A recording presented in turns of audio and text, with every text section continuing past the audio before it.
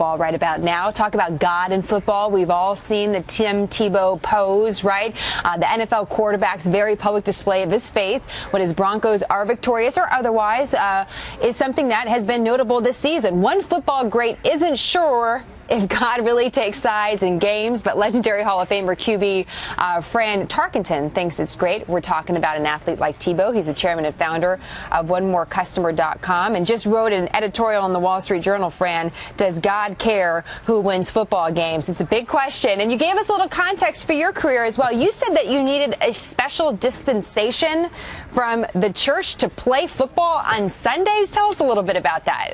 Oh, Jenna, I was good to be with you again. And I was, my father was a Pentecostal holiness minister and a wonderful, great man. And we were charismatic before charismatic was cool. And we didn't believe in playing the sports or activities on Sundays. And I had to get special dispensation from my church to even go to the National Football League and play football on Sunday. So you're saying that, you know, that the church and religion had a role in football, you know, for years now. It's not just coming back with Tebow.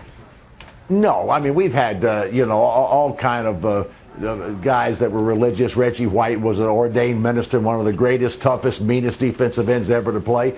But, you know, sometimes I worry about the divine intervention. When your father and I, who played quarterback together, as you know, but your listeners don't, in 1975, we had the Dallas Cowboys beat in a playoff game, and Roger Staubach throws the Hail Mary pass in the last seconds to Drew Pearson. It was impossible that could happen. But it happened, and I thought that day, Jenna, that maybe divine intervention was really real. You know, as a lifelong Denver fan, I grew up in Denver, so I always hated the Raiders. And you say that you were against the Raiders in a Super Bowl, and you were sure that God had to be on your side. Yeah, but that didn't work out.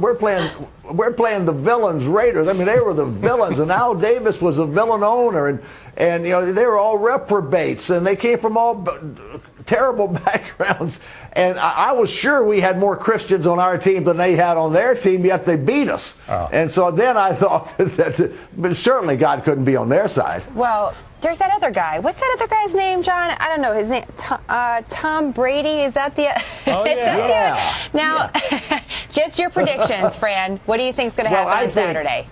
Yeah, you know, when we get down to the seriousness of football, and I love the Tim Tebow story. I think it's a great story for America and for football. But when they go into New England and you go against the evil genius Belichick, and you go against Tom Brady, one of the greatest quarterbacks ever to play, you got great players there, and you got a 6'6", 260-pound tight end Gronkowski who can run about a 4-flat 40.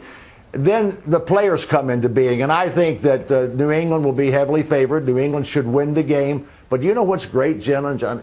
We don't know. Yeah. We're wondering. Yeah. Maybe that's right. Something's going to happen here. And worth pointing out, Tim Tebow has said he doesn't pray to win games. He prays for guidance and that he can do the best that he can possibly do. He is just great. I just love Tim Tebow. And he's a great role model. Yeah. We talk about role models. He's been that, and he doesn't claim that God is trying to influence the game. Fran Tarkenton, great to have you on. And I'm still waiting for those stories about my dad, Fran. So next time we got to talk. Oh, Jenna, I've got a lot of them. A great General Lee. Thank you. We'll talk, Fran. Thank you very much. Hey, we're